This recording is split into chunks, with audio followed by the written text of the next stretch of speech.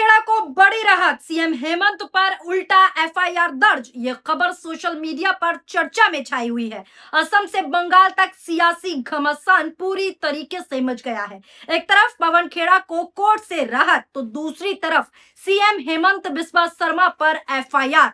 राजनीति में पूरी तरीके से खलबली मची हुई है। जी हाँ दोस्तों, ये एकदम सच है। वो कहावत है ना, जिस सियासत में वार पलटवार रोज की बात हो, वहां कभी कभी ऐसा मोड़ आता है जब पूरा खेल ही पलट जाता है। और इस वक्त देश की राजनीति में कुछ ऐसा ही देखने को मिल रहा है। कांग्रेस नेता पवन खेड़ा को बड़ी राहत मिली है। गुवाहाटी की अदालत ने उनके खिलाफ गैर जमानती वारंट जारी करने से इनकार कर दिया है। पूरी खबर आपको विस्तार से बताती हूँ। नमस्कार, आदाब, सत श्री अकाल, स्वागत है आप सभी का और मैं हूं आपके साथ फराह खान। सबसे पहले आप ये हेडलाइन देखिए। कांग्रेस नेता पवन खेड़ा को मिली बड़ी राहत, गैर जमानती वारंट जारी करने से गुवाहाटी कोर्ट का इनकार। अगली हेडलाइन भी देखिए जिसमें साफ लिखा है कि पवन खेड़ा को मिली बड़ी राहत, गुवाहाटी हाईकोर्ट से गैर जमानती वारंट से किया इनकार, अदालत ने कहा यह उचित नहीं। अगली देखिए, पवन खेड़ा के खिलाफ असम पुलिस की याचिका खारिज, गैर जमानती वारंट जारी करने से कोर्ट का इनकार। यानी सीधे तौर पर हेमंत बिस्वा शर्मा को बड़ा झटका। कोर्ट ने साफ कहा कि पुलिस के पास पर्याप्त सबूत नहीं है।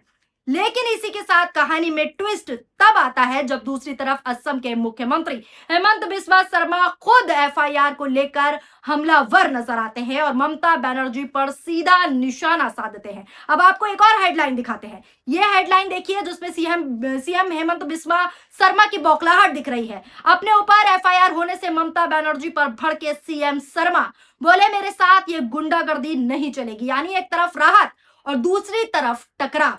सियासत का तापमान दोस्तों अचानक से बढ़ गया है। आप पहले समझिए कि पवन खेड़ा को राहत कैसे मिली है। पूरी जानकारी आपको आसान भाषा में समझाती हूं कि मामला क्या था। दरअसल आपको बता दूं, पवन खेड़ा ने 5 अप्रैल को प्रेस कॉन्फ्रेंस में असम के मुख्यमंत्री हेमंत बिस्वा शर्मा की पत्नी रिंकी बुढ़िया शर्मा पर कुछ गंभीर आरोप लगाए थे, जिसकी जानकारी भी हमने आपको दी थी। इसके बाद 6 अप्रैल को उनके खिलाफ शिकायत दर्ज हुई और कई धाराओं में केस बनाया गया, जिसमें धोखाधड़ी और चुनाव में झूठे बयान और झूठे आरोपों तक शामिल किए गए थे। असम पुलिस ने कोर्ट से गैर जमानती वारंट जारी करने की मांग की, लेकिन गुवाहाटी के मुख्य न्यायिक मजिस्ट्रेट कोर्ट ने इसे पूरी तरीके से खारिज कर दिया और पवन खेड़ा को बड़ी राहत दे दी। कोर्ट ने अपने आदेश में साफ कहा है कि जांच अधिकारी के पास जो आधार हैं, जो तथ्य हैं, वो ठोस सबूतों पर आधारित ही नहीं है, बल्कि अनुमानों पर टिके हुए हैं और इस स्तर पर वारंट जारी नहीं किया जा सकता। यानी फैसला पवन खेड़ा के लिए बड़ी राहत बन गया। राहत की सांस पवन खेड़ा ने ली। लेकिन कहानी यही खत्म नहीं होती। असल जो सियासत है वो बताते हैं आपको इसके बाद कैसे भड़कती है। जैसे ही ये मामला सामने आया, दूसरी तरफ असम के मुख्यमंत्री यानी कि हेमंत बिस्वा शर्मा ने खुद पर दर्ज एफआईआर को लेकर तीखी प्रतिक्रिया दी और पश्चिम बंगाल की ममता बनर्जी सरकार पर तीखा हमला बोला।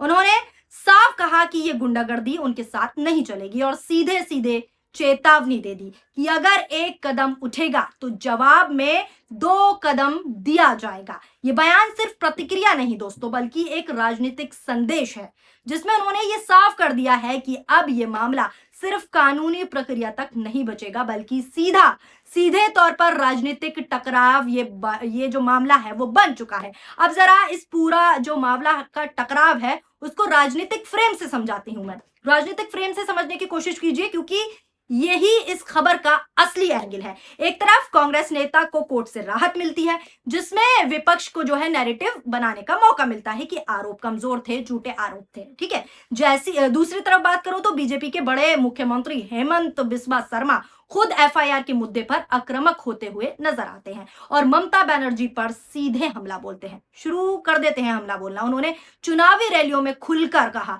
कि बंगाल में उनके खिलाफ केस दर्ज कर उन्हें दबाने की कोशिश हो रही है। ये सीधा हेमंत बिस्वा शर्मा खुले तौर पर कह रहे हैं, लेकिन वो झुकने वाले नहीं हैं। यहां तक कि उन्होंने तीखी भाषा का इस्तेमाल करते हुए चेतावनी भी दी कि टक्कर बराबर की होगी। ये बयान दिखाते हैं कि अब ये लड़ाई कानूनी नहीं बल्कि पूरी तरह राजनीतिक युद्ध में बदल चुकी है। इसके अलावा आपको बता दूं, हेमंत बिस्वा शर्मा ये कहते हुए भी दिखे कि ममता दीदी मोदी जी का विरोध करते करते राम और कृष्णा का भी विरोध करने लगी। ये दुर्भाग्यपूर्ण है। यानी सीधे तौर पर अब अपने भाषणों में सीएम हेमंत बिस्वा शर्मा ममता पर जो है तीखी प्रतिक्रिया देते हुए दिख रहे हैं। आप भी इस वीडियो पर नजर डालिए। ममता जी, मोदी से दुश्मनी ले लो ना, राम का साथ क्यों दुश्मनी लेते हो? आप मोदी का साथ दुश्मनी करो, राम और कृष्ण का साथ क्यों दुश्मनी करते हो? वो लोग तो भगवान है, कोई इंसान भगवान का साथ दुश्मनी करता है क्या?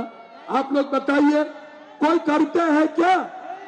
ममता जी सोचते हैं कि मैं इतना बड़ा हो गया, राम और कृष्ण का साथ भी मैं टक्कर ले सकता हूं। नहीं होते हैं ममता जी, ऐसा नहीं होते हैं। अभी ममता जी क्या करते हैं? भाषण देने आते हैं, मोदी जी को गाली देते हैं, अमित शाह जी को गाली देते हैं, और 3 दिन से मुझे भी गाली देना शुरू कर दिया। 3 दिन से मेरा नाम भी लिस्ट में आ गया। और मैं सुना हूं कोई टीएमसी का लोग मेरा नाम में थाने में भी केस डाल दिया।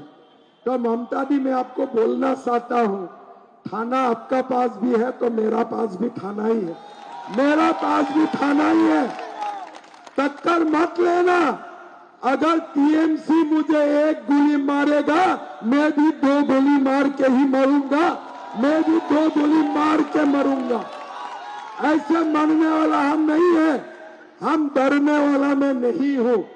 अगर डरने वाला होते थे ना, तो असम में मैं बांग्लादेशी मुसलमान का सामने जाके बोलता हूं, ए तुम्हारा वोट मुझे नहीं चाहिए, चलो तुम्हारा वोट मुझे नहीं चाहिए। और सचमुच में जाके बोलता हूं कि मुझे तुम्हारा वोट नहीं चाहिए। मैं जाके बोलता हूं, आज से मदरसा बंद करो, दुकान बंद करो, आज से मदरसा बंद हो जाते हैं। 600 मदरसा मैंने बंद कर दिया, कुछ नहीं कर पाया, मुझे कुछ नहीं कर पाया। सुना आपने कैसी तीखी प्रतिक्रिया हेमंत बिस्वा शर्मा दे रहे हैं। अब सवाल यहाँ ये है कि इस पूरे घटनाक्रम का असर क्या होगा और किसे फायदा मिलेगा। पवन खेरा को मिली राहत कांग्रेस के लिए एक मनोवैज्ञानिक बढ़त जो है मानी जा रही है, क्योंकि वो इसे अपने पक्ष में एक बड़ी जीत के रूप में पेश करेंगे। वहीं दूसरी तरफ हेमंत बिस्वा शर्मा की बात करें तो हेमंत बिस्वा शर्मा इस पूरे मुद्दे को बंगाल की राजनीति में आक्रामक तरीके से जो है इस्तेमाल कर रहे हैं। कैसे कर रहे हैं वो भी मैंने आपको भाषण सुनाया, और ममता बनर्जी पर दबाव बनाने की पूरी कोशिश कर रहे हैं। यानी दोनों पक्ष इस घटनाक्रम को अपने अपने तरीके से जनता के सामने पेश कर रहे हैं, और यही सियासत का असली खेल भी है, जहां हर फैसला सिर्फ कोर्ट में नहीं बल्कि जनता के बीच भी लड़ा जाता है, और यही आज होता दिखाई दे रहा है। पूरी कहानी को जोड़कर देखा जाए तो नजारा साफ है कि ये सिर्फ एक केस या एक एफआईआर का मामला नहीं है, बल्कि ये सत्ता और विपक्ष के बीच बढ़ते टकराव का नया अध्याय है। एक तरफ कोर्ट का फैसला है जो राहत देता है, दूसरी तरफ क्या है, नेताओं के बयान है जो आग को और ज्यादा भड़काने का काम करते हैं। अब नजर इस बात पर टिकी रहेगी कि आगे जांच और राजनीतिक बयानबाजी किस दिशा में जाती है और कहां तक जाती है, क्योंकि चुनावी माहौल में ऐसी हर घटना सीधे जनता की जो है सोच जो होती है उसको प्रभावित करती है। और यही वजह है कि पवन खेड़ा की राहत और हेमंत बिस्वा शर्मा की प्रतिक्रिया मिलाकर देखें तो एक ऐसी कहानी बन रही है जो आने वाले समय में, आने वाले दिनों में सियासत की तस्वीर को और ज्यादा गर्मा सकती है। फिलहाल आपके इस खबर को लेकर क्या राय है, नीचे कमेंट बॉक्स में अपनी प्रतिक्रियाएं जरूर दीजिएगा। हेमंत बिस्वा शर्मा को लेकर आप क्या प्रतिक्रिया रखते हैं वो भी बताइएगा। उनके उल जलूल बयान आप लगातार सुनते आए हैं, कभी वो पवन खेड़ा को पेड़ा बनाने की बात कहते हैं, कभी वो तीखी प्रतिक्रियाएं करते हैं, और अब जिस तरीके से ममता बनर्जी पर तीखा हमला बोल रहे हैं वो भी हमने आपको सुनाया।